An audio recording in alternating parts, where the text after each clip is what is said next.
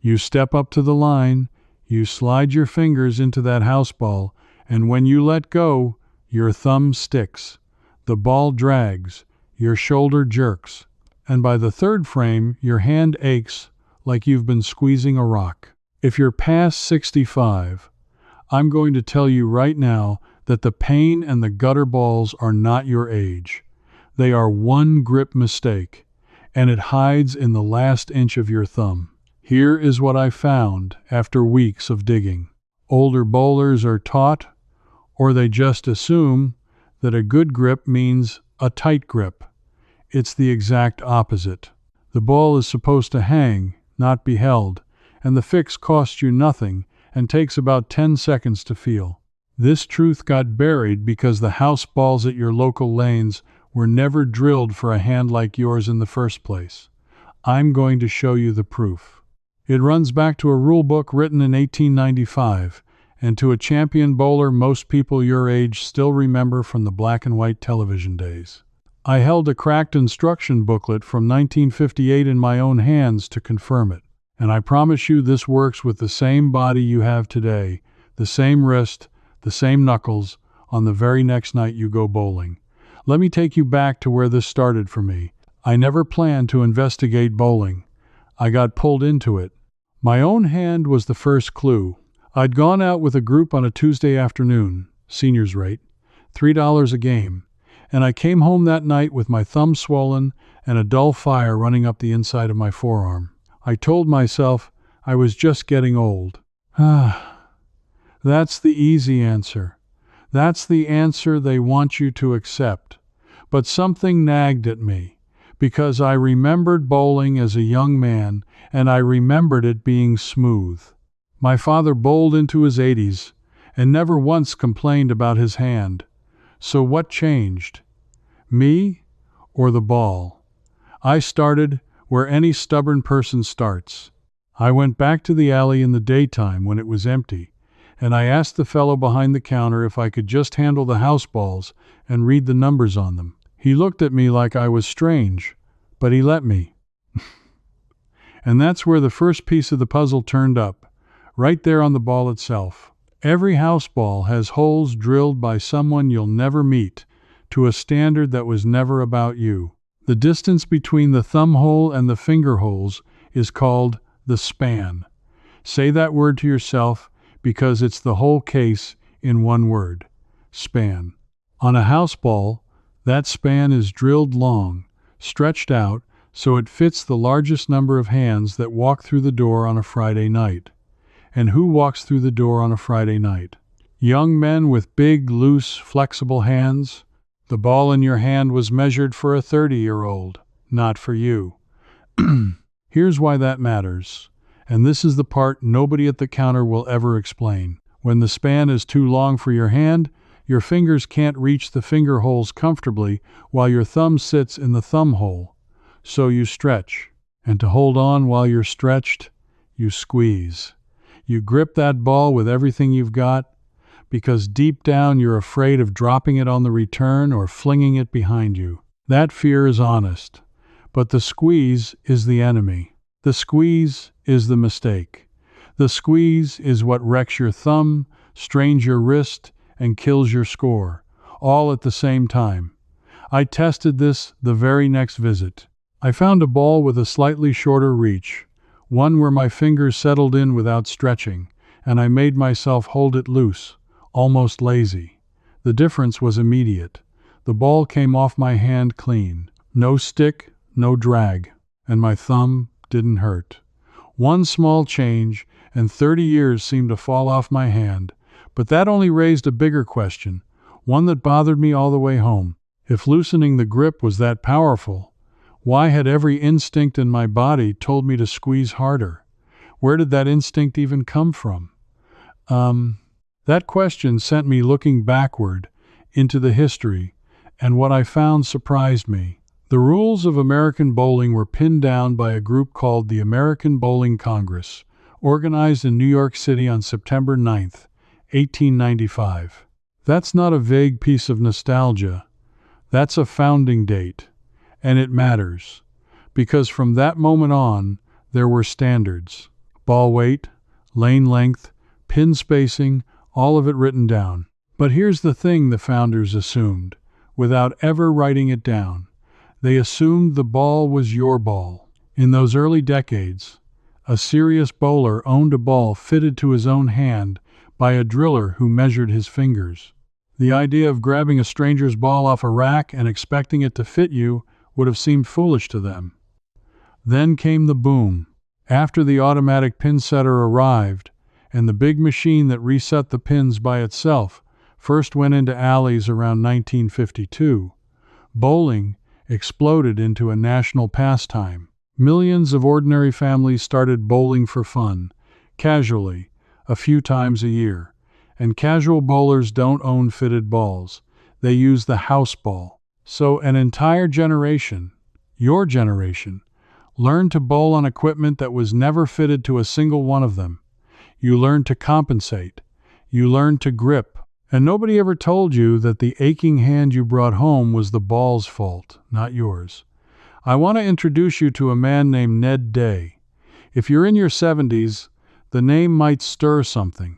Ned Day was one of the great bowlers of the 1940s and 50s, a champion whose smooth, effortless style was famous. Newsreels called him one of the finest to ever roll a ball. And when instructors of that era described what made Day special, they didn't talk about strength. They talked about how relaxed he was, how the ball seemed to swing on its own, like a pendulum, with barely any grip at all. That was the ideal. Back when people still knew the secret. Effortless, loose, let the weight do the work. So the knowledge existed. That's what got me fired up. This wasn't some modern discovery. The champions of your youth already knew that a light grip beat a tight grip. The wisdom was there in plain sight, in the 1950s, right when the crowds poured in. Therefore the real mystery deepened. How did something so well known simply vanish from the mouths of the people handing you a ball today? That's when I started to see who benefited from your aching hand, and I'll be honest, it made me angry. Walk into most bowling centers today, and nobody teaches you anything for free. The counter person laces you up, points at the rack, and takes your money. If you want a ball that actually fits, you're steered toward the pro shop.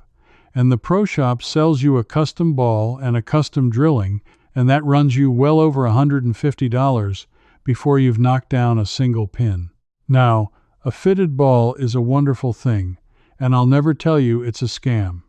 But notice what happened. The simple, free knowledge that you can loosen your grip and pick a better fitting house ball right now quietly disappeared.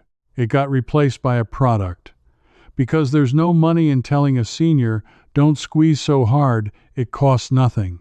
There's plenty of money in selling that same senior a new ball every couple of years and blaming their hand for the trouble. I don't think anyone sat in a room and plotted this. It's simpler and sadder than that. Useful free knowledge just doesn't get repeated when nobody profits from repeating it. And so it fades. It faded right out from under your generation.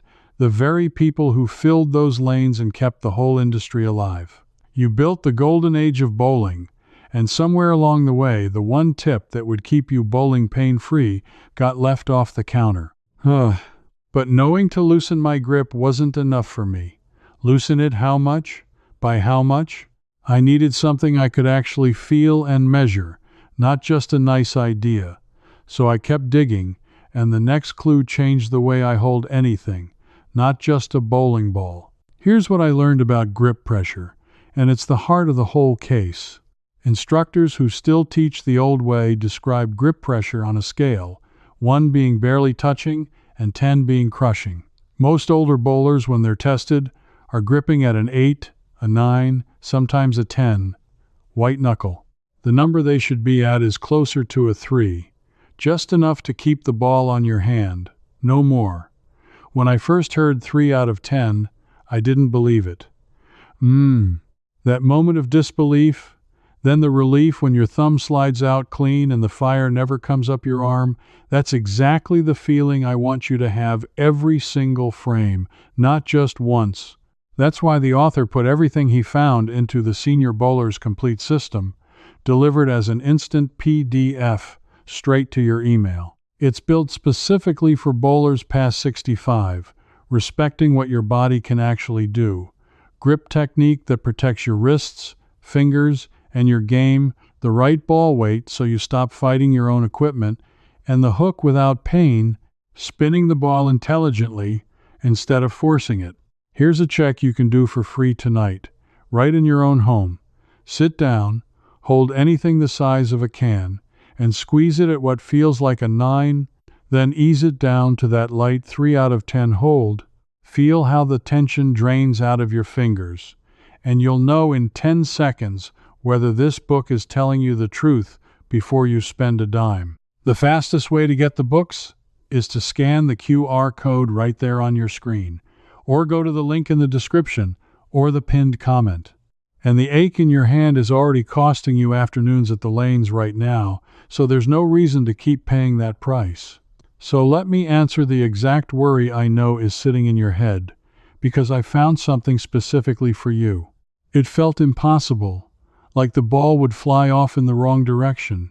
So I tried it, terrified, and the ball rolled straighter and cleaner than it had in years, and my thumb came out like it was greased.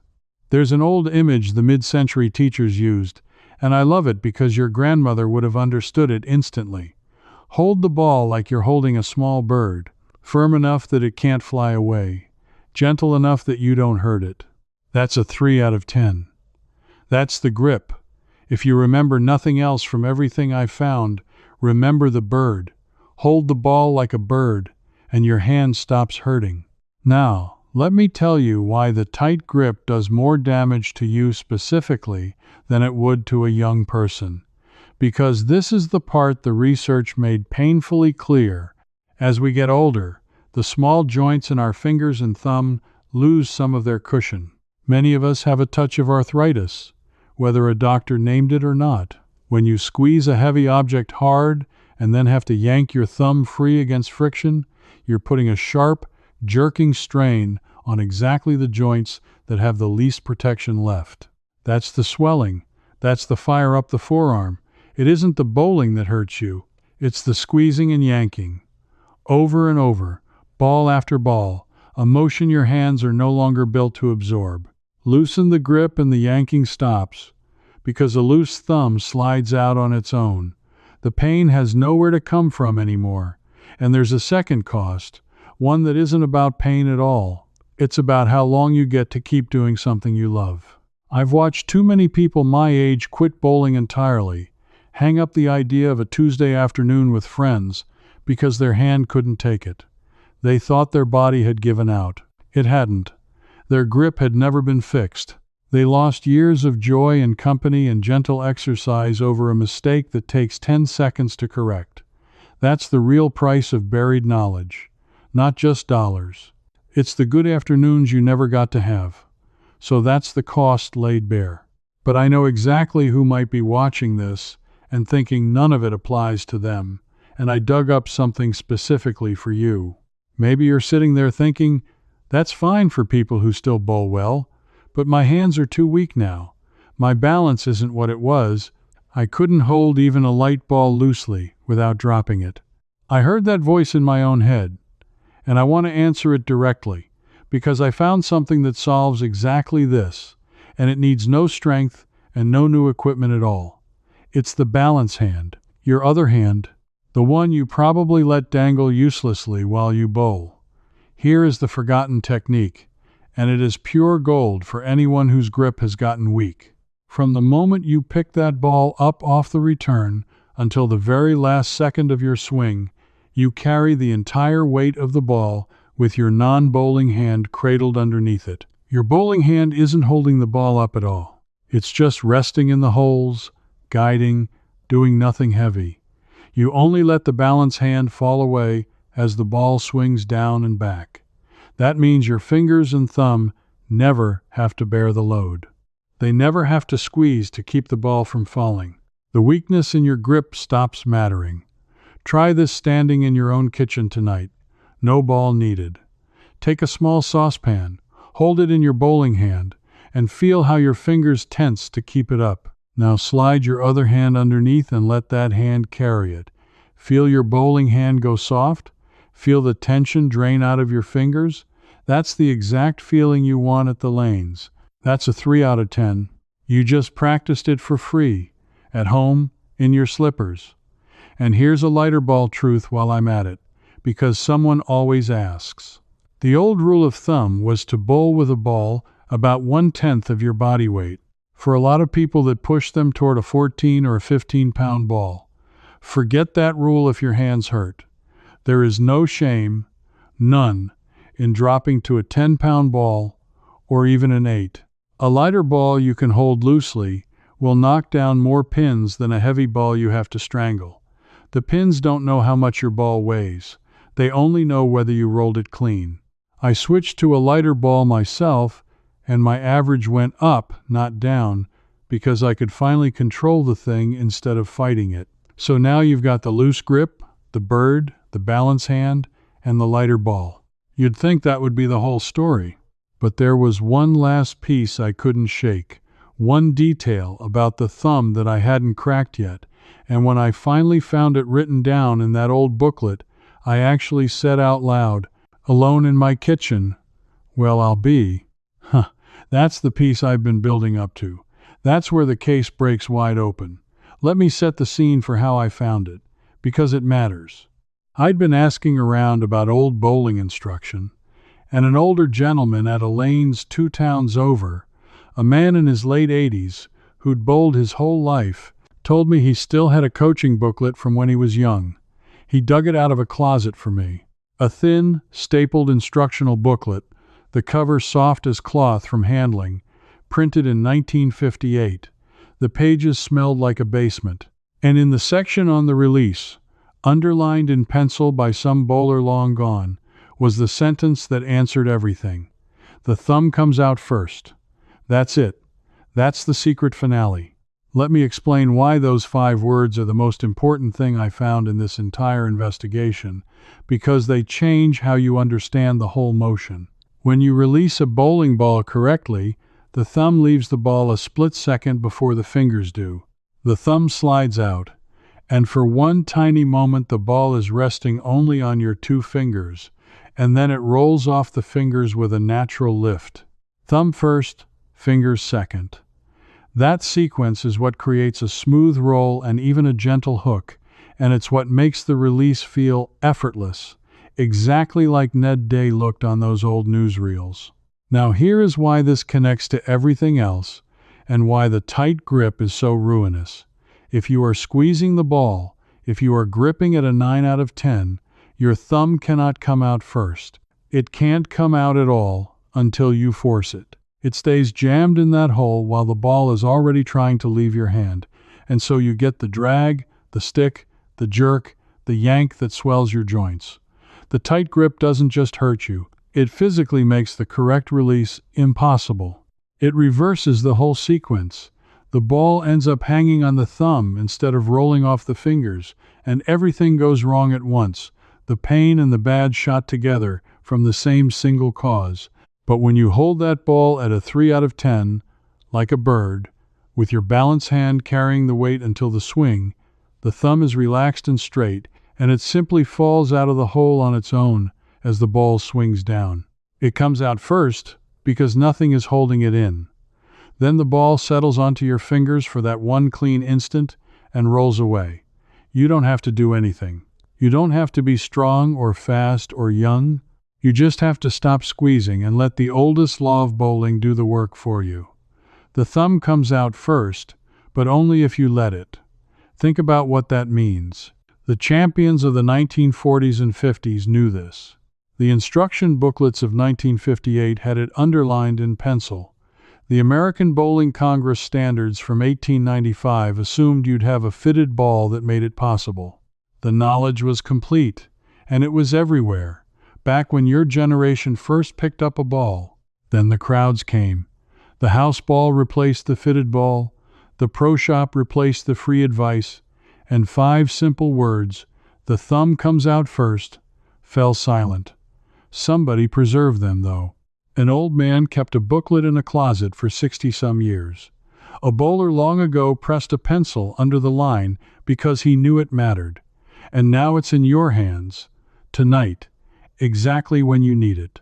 Let me give you the whole thing as a plan you can carry to the lanes this week, so none of it slips away. First, find a house ball where your fingers reach the holes without stretching, even if the ball is a pound or two lighter than you're used to. A shorter reach beats a heavier ball every time. Second, carry the weight of that ball with your balance hand, the non-bowling hand underneath, right up until your swing. Third, grip at a 3 out of 10. Hold the bird. Firm enough not to drop it, gentle enough not to crush it. Fourth, and this is the payoff, keep your thumb relaxed and straight so it slides out first, all on its own, and let the ball roll off your 2 fingers. Do those 4 things, and I promise your hand will not hurt tomorrow, and your ball will roll straighter than it has in years. I went from a swollen thumb and a dull fire up my arm to bowling a full 3 games without a single twinge, and my scores went up while my effort went down. That's not a sales pitch. There's nothing for me to sell you. It's just what happened when I stopped believing my age was the problem and started believing the evidence instead. And that's really the heart of what I want to leave you with. Somebody let you believe your own body had failed, when the truth is a piece of simple, free, ordinary wisdom was quietly allowed to disappear because there was more money in a new ball than in 5 honest words. You didn't lose your touch. Nobody ever handed your touch back to you. Until now. If you're the kind of person who's always suspected that the hard, expensive answer isn't the only answer, that the old-timers knew something we've been talked out of remembering, then you and I think the same way. That instinct of yours is right more often than they'd like you to know. Now I want to hear from you, and I mean this. Think back to when you first learned to bowl. Did anyone, a parent, a coach, an uncle, ever tell you the thumb comes out first? Or were you just handed a heavy ball off a rack and told to have fun? Tell me in the comments which one it was for you. I read them, and I want to know how far back this knowledge really went silent. Leave a comment right now, even just a sentence, and tell me who taught you, or that nobody did. And if recovering this kind of buried, practical know-how is something you want more of, come along with me. This isn't about following a channel. It's about a group of careful, self-reliant people reopening the cases on wisdom that got taken from us one quiet afternoon at a time, because the next thing I'm chasing down is even stranger. There's an old trick for taking the ache out of arthritic hands using nothing but a rubber band and something already sitting in your kitchen drawer, and the record of it goes back further than the bowling booklet ever did. I found the first written mention, and I can't wait to show you where. Stay with me. The thumb comes out first was only the beginning. One more thing before you go. This video gave you the overview, but inside the Wise Living Circle, I walk you through the full loose grip fix, step by step, right where this stopped. If something doesn't click, you can ask me directly, and a real person, me, answers you myself. You won't be doing this alone. Just point your phone's camera at the code on screen, and you can cancel any time, no risk at all. Now that your grip feels better, let me show you how to stay behind the ball. So you get more spin and knock down more pins with less effort. It's starting right here.